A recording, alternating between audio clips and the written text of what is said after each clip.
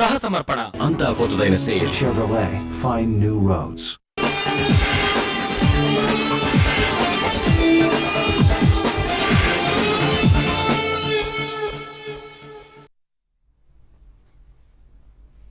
Good morning, business breakfast షోకి స్వాగతం.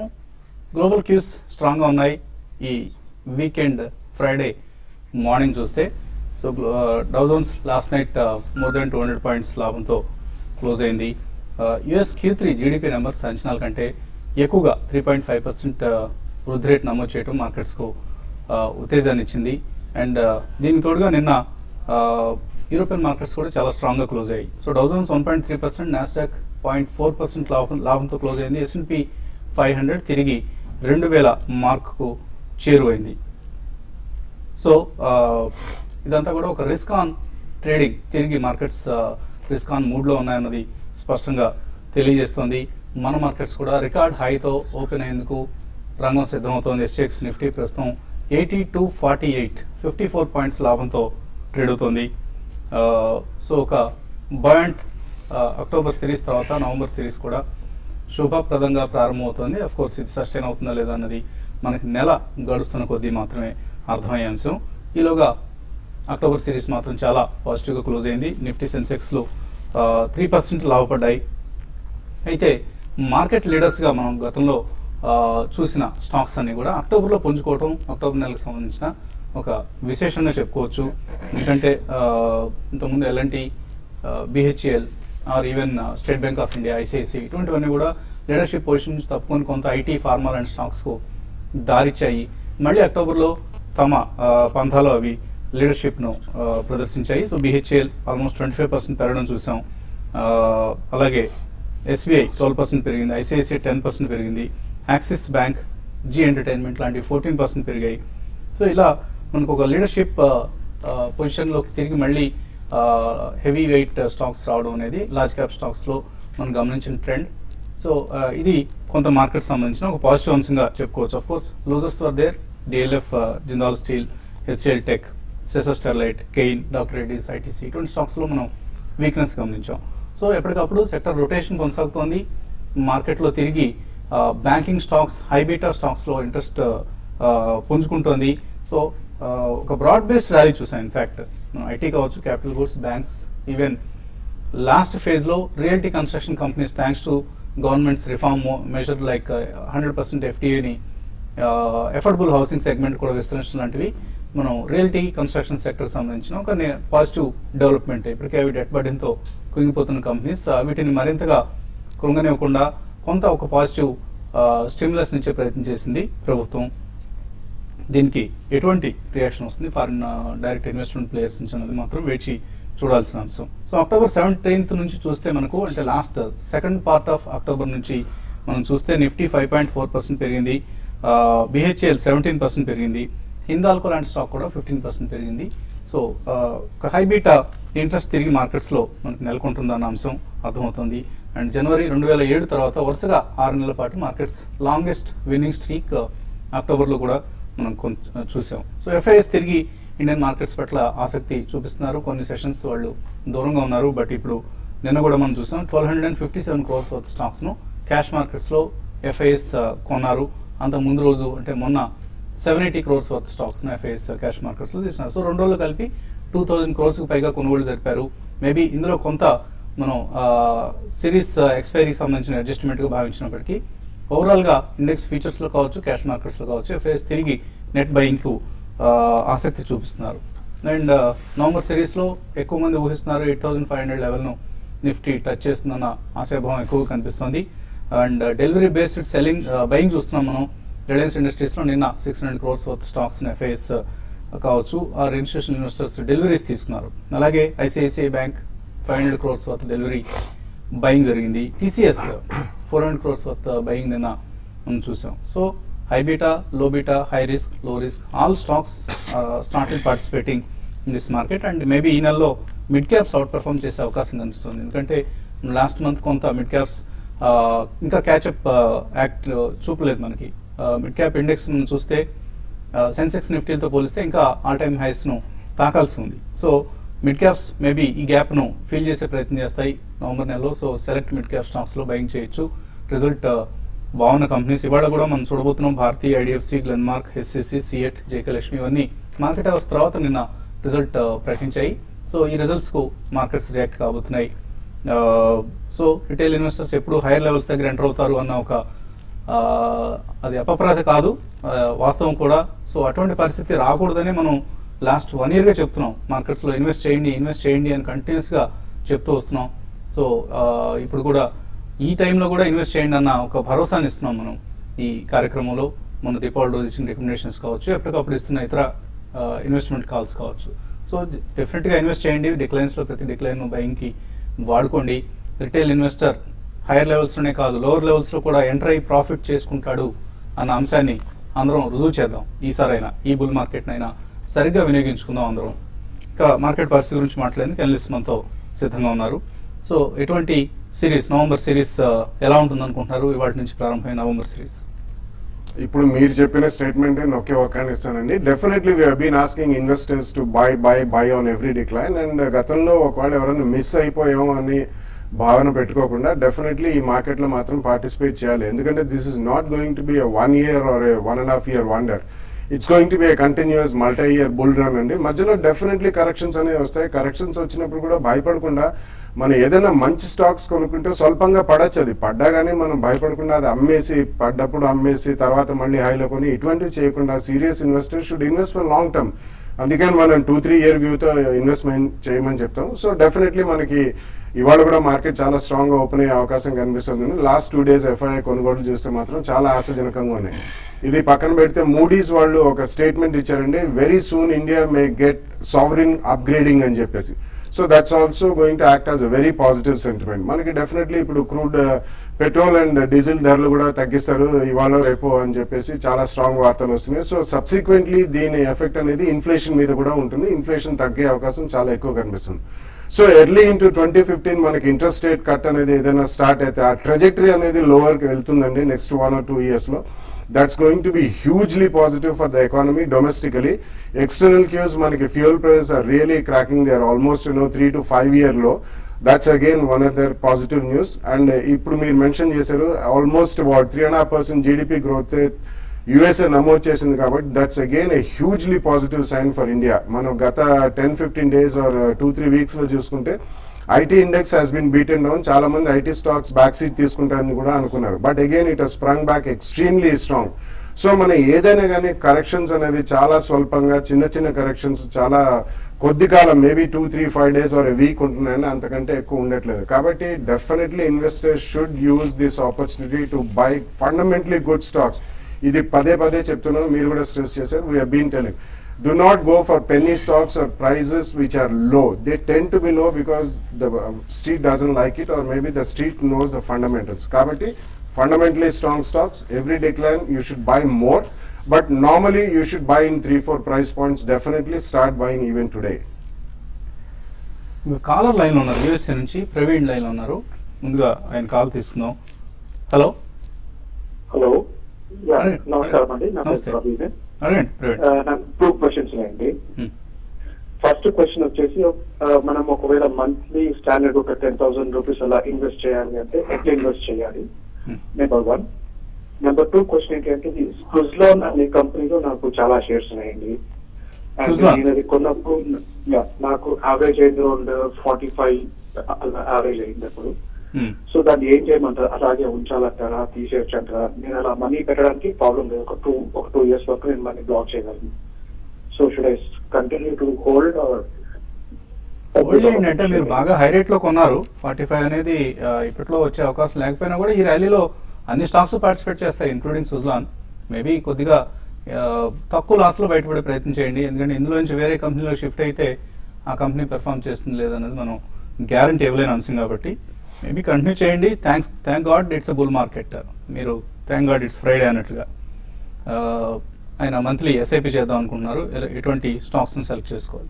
Basically మీరు డైరెక్ట్లీ మార్కెట్ లో కొద్దిగా అవగాహన ఉంది కాబట్టి 10,000 రూపీస్ అనగానే you should invest in 2 or 3 sectors అండి. మంచి కంపెనీస్, మేబీ ఫార్మాలో 1 or 2 stocks you can select. అట్లాగే మీకు Britannia and Emami, Jyothi labs in FMCG, ఫార్మాలో Indoco remedies, JB chemicals, ఇటువంటి stocks you can invest on every decline అండి. అండ్ ప్రైవేట్ సెక్టర్ బ్యాంకింగ్ లో Yes bank and Indus Ind bank they are doing extremely well. ఈ రెండు banks you can choose. NBFCs లో maybe capital first is going to one of the finest NBFCs going forward. LIC housing finance and even Dewan housing finance, Repco housing finance company, ఇటువంటి వాటిలో 1 or 2 companies లో about 3 to 5 companies లో you can invest month on month. So ట్రేడర్స్కి ఎటువంటి సలహా ఇస్తారు ఈ సమయంలో? ట్రేడింగ్ పరంగా అంటే లాంగ్ పొజిషన్స్ని కంటిన్యూ చేయమంటానంటే మార్కెట్ చూసాం, చాలా అప్ ట్రెండ్కి రావడం చూసాం. తర్వాత new highs, all time highs కూడా టచ్ అయింది. ఇంతకుముందు ఏదైతే 518070 ఆ లెవెల్స్ నుంచి రివర్స్ అయ్యి నిఫ్టీ దగ్గరగా 400 to 500 పాయింట్స్ దాకా కరెక్ట్ అయింది. మళ్ళీ చాలా స్ట్రాంగ్గానే బౌన్స్ బ్యాక్ అయింది. లాస్ట్ 2 F&O సిరీస్లో నెగిటివ్ రిజల్ట్ ఇచ్చిన నిఫ్టీ ఈసారి బాగా పెరగడం చూసాము. అయితే నిఫ్టీకి 8200 ఆ పైన సస్టైన్ కాగలిగితే మళ్ళీ ఇక్కడ నుంచి ఒక 200 పాయింట్స్ దాకా నిఫ్టీ పెరగడానికి అవకాశం ఉంటుంది. ఒకవేళ లేకపోయినా కూడా మార్కెట్ కన్సాలేషన్లో ఉంటుంది, కానీ పెద్దగా మేజర్ డౌన్ ట్రెండ్ అయితే రాకపోవచ్చు. అయితే ఎఫ్ఐస్ మాత్రం మళ్ళీ కొంత సెల్లింగ్లో ఉన్నారు. ఇంకా డొమెస్టిక్ ఫండ్స్ నుంచి కూడా మంచి బయింగ్ అనేది రావడం చూస్తున్నాం. కాబట్టి ఓవరాల్ ట్రెండ్ పరంగా చెప్పాలంటే మార్కెట్స్ ఇంకా అప్ ట్రెండ్ కొనసాగే అవకాశం ఉంది. అయితే ఇంట్రెస్టింగ్ ఏంటంటే రీటైల్ పార్టిసిపేషన్ కూడా లాస్ట్ కొన్ని రోజులుగా కొంచెం పెరగడం చూస్తున్నాం. దీనివల్ల ఏంటంటే మొమెంటమ్ స్టాక్స్లో అంటే చిన్న స్టాక్స్ వాటిలో ఎక్కువ ఇంట్రెస్ట్ చూపిస్తారు, అవి కూడా పెరిగే అవకాశం ఉంది. ఈ కరెంట్ లెవెల్స్ నుంచి ఏంటంటే నిఫ్టీ పరంగా కొన్ని స్టాక్స్ కొంత ఎక్స్పెన్సివ్, అప్ ట్రెండ్ కనపరచకపోయినా కూడా మిడ్ క్యాప్లో కొంత యాక్టివిటీ ఉంటుంది, వాటిలో ఇన్వెస్ట్ చేయమంటాను. ఈ సిరీస్కి హై రోల్ ఓవర్గా చూస్తే బాటా ఇండియాలో చాలా వరకు హైయెస్ట్ రోల్ ఓవర్గా ఉన్న స్టాక్గా చెప్పొచ్చు. అదేవిధంగా నిఫ్టీకి 8000 పుట్టు అండ్ 8400కి open interest, huge open interest build కావడం చూసాము. ఈ రోజు నిఫ్టీకి 8220 దగ్గర నిఫ్టీకి రెసిస్టెన్స్ ఫేస్ చేయొచ్చు. డౌన్ సైడ్ చూసుకుంటే 8200 నిఫ్టీ ఈరోజు సపోర్ట్ ఉంటుంది. బట్ చిన్న డిప్ వచ్చినా కూడా బై చేయమని చెప్తాను. షార్ట్ టర్మ్ ట్రేడింగ్ పరంగా చెప్పాలంటే రిలయన్స్ ఒకటి చాలా హ్యూజ్ వాల్యూమ్స్ చాలా రోజుల తర్వాత బాగా పెరగడం చూసాము. 980 పైన కానీ సస్టైన్ కాగలిగితే 1020 and 1040 దాకా పెరగవచ్చు. దాంట్లో ఎవరి డిప్లో బై చేయమని చెప్తానండి. విశ్వవ్యాప్తంగా, ప్రపంచవ్యాప్తంగా రిస్క్ ఆన్ మూడ్ తిరిగి నెలకొనడంతో కమాడిటీ ప్రైసెస్ పతనం అవుతున్నాయి. లాస్ట్ నైట్ గోల్డ్ $1,200 స్థాయికి తిరిగి వచ్చింది. సో గోల్డ్ ప్రైస్ ఎక్కువ మంది ఇండియాలో ఇంట్రెస్ట్ చూపించే అంశం కాబట్టి 1150 to 1230, 1240 ఈ రేంజ్లో కదలాడే అవకాశం ఎక్కువ కనిపిస్తుంది. సో ఈ రేంజ్ని దృష్టిలో ఉంచుకొని వాళ్ళకి అవసరమైనప్పుడల్లా గోల్డ్ కొనుక్కుంటూ ఉండొచ్చు. లోవర్ లెవెల్స్ కొనుక్కోవచ్చు. ఒకవేళ జ్యువెలరీ అవసరం ఉన్నవాళ్ళు వెయిట్ చేస్తే తగ్గే అవకాశాలు ఇప్పుడు ఎక్కువ కనిపిస్తున్నాయి కాబట్టి. తర్వాత కాలర్ లైన్ ఉన్నారు. ఏలూరు నుంచి Gurupratap Reddy. Hello, good morning sir. Good morning. Inflation తగ్గుతున్న దశలో బ్యాంకుల మీద ఎక్కువ ఫోకస్ పెట్టమని చెప్తున్నారు కదా. ఈ పిఎస్యు బ్యాంక్స్ ఎవరు కొద్దిగా సజెస్ట్ చేయట్లేదు. మరి ఆంధ్ర బ్యాంకు తర్వాత పంజాబ్ అండ్ సింధ్ బ్యాంకులో బాగా ఏది రికమెండ్ చేస్తారు? తర్వాత ఈ హిందుస్థాన్ కన్స్ట్రక్షన్ కంపెనీ రిజల్ట్స్ తర్వాత ఆయన అభిప్రాయం ఏంటి, కొంచెం ఈ రెండు చెప్పాలి సార్. యా, బేసికలీ మీకు ఇంట్రెస్ట్ సెన్సిటివ్స్ అంటారండి. బ్యాంక్స్, పిఎస్యు బ్యాంక్స్ ఎవరు రికమెండ్ చేయట్లేదంటే this some cleaning up act of balance sheets జరుగుతుంది. డెఫినెట్లీ ఇక్కడ నుంచి మేజర్ గా డౌన్ సైడ్ అయితే ఉండదండి ఏ పిఎస్యు బ్యాంక్ అయినా కానీ. So Andhra bank, Punjab and Sind bank absolutely. So some of the banks ఇప్పుడు మొన్న స్పెసిఫిక్లీ తీసుకుంటే ఓబీసీ రిజల్ట్స్ బాగాలేదు, కానీ Punjab national bank PNB results they were reasonably good though. Write offs ఎక్కువ ఉన్నాయి, సో మనకి రైట్ ఆఫ్స్ తప్పకుండా కనిపిస్తాయి. So don't be under that impression అండి. You can buy some of these banks are really good. So Punjab and Sind bank కాకుండా maybe Andhra bank ఇక్కడ నుంచి పెద్దగా మనకి లోవర్ మాత్రం చూడట్లేదు. సిమిలర్లీ ఈవెన్ ఓబీసీ మొన్న రిజల్ట్స్ వచ్చినా అంత ఆశాజనకంగా లేదు. Corporation bank is one of the strong banks ఉంది, ఈవెన్ కెనరా బ్యాంక్. ఇటువంటి బ్యాంక్స్ మీరు కొన్నారు. And the leader of course state bank of India on every dip you should be buying అండి. సో ఇలా మీరు definitely 1 or 2 banks even PSUs లో కొనొచ్చు. అంటే రిలేటివ్ అవుట్ పర్ఫార్మెన్స్ చూసుకుంటే మీకు yes bank and Indus Ind bank have given extremely strong performance in the last 10-15 years. So అలా మీరు definitely public sector as well as private sector banks లో కొద్దిగా మీరు కొనుక్కుంటూ వెళ్ళండి. So even Allahabad bank except బాలాగారు అన్నట్లు Indian overseas bank and united bank also is one of the worst banks in the asset quality terms. Not that bank is a bad bank. So Allahabad Bank or Andhra Bank or even other mid cap banks like Union Bank, ఇటువంటివి good bets కనిపిస్తున్నాయి. HCC result కూడా EBITDA levels లో మంచి improvement కనిపిస్తుంది. Top line ఇవన్నీ కూడా అంటే they have seen the worst అని చెప్పుకోవచ్చండి. కొద్దిగా మనకి ఎకానమీ పుంజుకుంటే డెఫినెట్లీ ఇంట్రెస్ట్ రేట్స్ తగ్గితే వీటన్నిటికీ it's hugely positive. All construction companies and infrastructure companies కి బికాస్ మేజర్ ఇన్పుట్ కాస్ట్ వాళ్ళకి apart from labour cost and ఇతరత్ర వేరే cost and interest cost is the highest. So మనకి ఇంట్రెస్ట్ రేట్ కర్వ్ తగ్గినప్పుడు definitely many of this company like మనం గతంలో కూడా చెప్పుకున్నట్టు ఎన్సీసీ కానివ్వండి, లేకపోతే Patel engineering, LNT of course it's the best proxy. అలాగే మీరు చాలా మటుకు ఒక 3 to 5 or 10 కంపెనీస్ మీకు ఇన్ఫ్రాస్ట్రక్చర్లో మంచి దొరుకుతాయి. You can go out and by, but do not by everything. కొద్దిగా మేజర్ క్వాంటిటీ మాత్రం ఒకటేసారి కొనకండి. తర్వాత కాదు ఒంగోలు నుంచి మదన్ లైన్లో ఉన్నారు. హలో సార్ నమస్తే. నమస్తే అండి, అడగండి. సార్ ఐడిఎఫ్సి 157 లో ఉన్నాయి సార్, హిందాల్కో 149 లో ఉన్నాయి సార్. ఐడిఎఫ్సి, హిందాల్కో ఏంటి షార్ట్ టర్మ్ కోసం కొనవా? అవును సార్, షార్ట్ టర్మ్ కోసం సార్. ఏం చేయాలి? ఇక్కడ హిండాల్కో అయితే రీసెంట్ గా చూసాము చాలా స్ట్రాంగ్ గా డౌన్ ట్రెండ్ నుంచి మళ్ళీ అప్ ట్రెండ్ రావడం చూసాము. దీంతో పాటు అల్యూమినియం ప్రైసెస్ లాస్ట్ 2-3 రోజుల్లో కూడా ఇంటర్నేషనల్ మార్కెట్ లో 4 to 5% పెరిగిందండి. కాబట్టి మీరు హిండాల్కోలో ఒక అప్ ట్రెండ్ అనేది ఉండకపోయినా కూడా రేంజ్ బౌండ్ ఉండే అవకాశం ఉంది. మీరు హోల్డ్ చేయండి. 185, 190 లెవెల్స్ హిండాల్కో షార్ట్ టర్మ్ కి అందుకు టెస్ట్ చేసే అవకాశం ఉంది. దీంతో పాటు మార్కెట్స్ కూడా చాలా స్ట్రాంగ్ ఉన్నాయండి, కాబట్టి హోల్డ్ చేయమంటాను. ఈవెన్ ఐడిఎఫ్సి కూడా హోల్డ్ చేయండి. ఇది కూడా ఒక అప్ ట్రెండ్ రావచ్చు. ఆల్రెడీ దీంట్లో 140 అది అక్కడ బేస్ ఫామ్ అయింది. కాబట్టి ఇది షార్ట్ టర్మ్ ట్రెండ్ మాత్రం అరౌండ్ 165 to 166 దాకా రావచ్చు. కాబట్టి ఈ లెవెల్లో మీరు షార్ట్ టర్మ్ ట్రెండ్ అయితే ఎగ్జిట్ కండి. ఇన్వెస్ట్మెంట్కి 2 కూడా హోల్డ్ చేయమని చెప్తారండి. శుశ్రూష మెయిల్ పంపించారు. విప్రో కొన్నారు 513లో, దీని నుంచి సీసీఎల్ ప్రొడక్ట్స్కి షిఫ్ట్ కావచ్చు. దాని నుంచి షిఫ్ట్ కాకుండా మీకు అడిషనల్ మనీ పెట్టాలంటే సీసీఎల్ ప్రొడక్ట్స్ కొనండి. మొన్న రిజల్ట్స్ వచ్చాయి, చాలా బాగున్నాయి. And over the next 6 months to 12 months also మీకు మంచి రిటర్న్స్ వచ్చే అవకాశం ఉంది. So definitely you can buy CCL products. Pongapandu Haranath Babu అడుగుతున్నారు, ADI fine chemicals, alkyl amines chemicals ఈ రేట్లో తీసుకోవచ్చా? Alkali amines is definitely a very good company అండి. So you can buy. అదొక స్ప్లిట్ అయిన తర్వాత అబౌట్ 350 to 400 జోన్లో ఉంది. Alkali amines you can buy it in 2 price points. Other stock I have not tracked. GIPCL Gujarat industries power అనుకుంటాను. అలాగే summit securities ఈ 2 తీసుకున్నారు. రామకృష్ణ 1 to 2 years హోల్డ్ చేయొచ్చా? జిఐపిసిఎల్ డెఫినెట్లీ హోల్డ్ చేయమని చెప్తానండి. కానీ సమిట్ సెక్యూరిటీస్ ఇటువంటి స్టాక్స్ నుంచి మాత్రం I think you should come out. ఇవన్నీ ఆపరేటర్ డ్రివెన్ స్టాక్స్ అండి. అవి పెరుగుతాయి తగ్గుతాయి అనేది ఆపరేటర్ చేతిలో ఉంటాయి, ఎవరి చేతిలో ఉండవు. కేర్ 1350లో కొన్నారు. సందేశ్ చెలికాని మల్టీబ్యాగర్ అవుతుంది. అది chances are there, and it's the only Indian rating agency, ICRA and CRISIL తర్వాత Indian rating agency లో last year 2 years back published. It's a very good company, you can hold on to it. Chances are that it can be a multi-bagger. Vinod అడుగుతున్నారు, శిల్పి cable technologies ఇది lower circuit touch అవుతుందట ప్రతిరోజు. So ఏం చేయాలి? అంటే ఇప్పుడున్న పరిస్థితుల్లో చిన్న స్టాక్స్ లో మనం మార్కెట్ పెరుగుతున్నా కూడా వీక్ ఉన్న స్టాక్స్ ఉన్నాయండి. దీనికి రీజన్ అయితే తెలియదు. బట్ మీరు బెటర్ ఏంటంటే మధ్యలో ఒకసారి ఏదో అప్ ట్రెండ్ వచ్చినప్పుడు అంటే లో నుంచి అప్ 1 or 2 days పెరగొచ్చండి. అప్పుడు మీరు దీంట్లో నుంచి బయటపడడానికి ప్రయత్నించండి. భాస్కర్ ధనాల మారుతి 3300 కాల్ తీస్తున్నారు. అలాగే సెంచరీ టెక్స్టైల్స్ 540 పుట్ తీస్తున్నారు. ఏం చేయాలి? మీరు మారుతి కాల్ మీరు హోల్డ్ చేయండి. ఈవెన్ సెంచరీ టెక్స్టైల్స్ పుట్ మాత్రం నేను సజెస్ట్ చేయనండి. ఎందుకంటే మార్కెట్ బులిష్ ఉన్నప్పుడు నెక్స్ట్ లెగ్ లో అంటే ఇండెక్స్ పెరిగిన తర్వాత ఇప్పుడు మిడ్ క్యాప్ స్టాక్స్ బాగా పెరగచ్చు. సెంచరీ టెక్స్టైల్ పుట్ ని మీరు ఇమీడియట్ గా క్లోజ్ చేయమని చెప్తాను. చాలా డెలివరీ బేస్డ్ బయింగ్ జరుగుతుంది century textiles, be careful. Master అన్న పేరుతో వచ్చినది. నిఫ్టీ 8300 లెవెల్ను టచ్ చేస్తున్నాయి సిరీస్లో. డెఫినెట్గా అండి సిరీస్ అయింది. అది ఫ్యూ డేస్లో కూడా టచ్ కావడానికి అవకాశం ఎక్కువ కనపడుతుంది. మీరు ఆల్రెడీ పొజిషన్ ఉంటే మాత్రం లాంగ్ కంటిన్యూ చేయమని చెప్తారండి. రాజేశ్వరరావు అడుగుతున్నారు, జై కార్ప్ 65 రూపాయలు, డెల్టా కార్ప్ 74లో 2 సంవత్సరాల క్రితం తీస్తున్నారు. హోల్డ్ చేయొచ్చా? No, I think both the stocks you should really come out on day, and you should invest in better sectors and better stocks. Venkataramana అడుగుతున్నారు, ఎక్సైడ్ ఫ్యూచర్స్ 164లో ఉన్నాయి, ఎక్కడ ఎగ్జిట్ కావాలి? ఎక్సైడ్ రిజల్ట్ చాలా disappointment చేసిందని దానివల్ల ఈ స్టాక్ లో ఒక సెల్లింగ్ వచ్చింది. మీరు 154 దగ్గర స్టాప్ లాస్ పెట్టుకొని అరౌండ్ 160, 162 దాటితే స్టాక్ ఆగుతుంది. లేదంటే మాత్రం మళ్ళీ రేంజ్ బౌండ్ ఉంటుంది. మార్కెట్ బులిష్ ఉన్నాయి కాబట్టి మీరు హోల్డ్ చేయమని చెప్తాను. శోభా డెవలపర్స్ 445లో, టాటా స్పాంజ్ 824లో తీస్తున్నారు. ప్రదీప్ లాంగ్ టర్మ్ కోసం hold చేయొచ్చారు. Yeah, I think Shobha definitely you should hold andi. Endukante recently we have seen a good correction and again it's back on the track andi. But REITs kuda manaki vastunayi kabatti it's one of the finest real estate companies. Hold on to it, have some patience.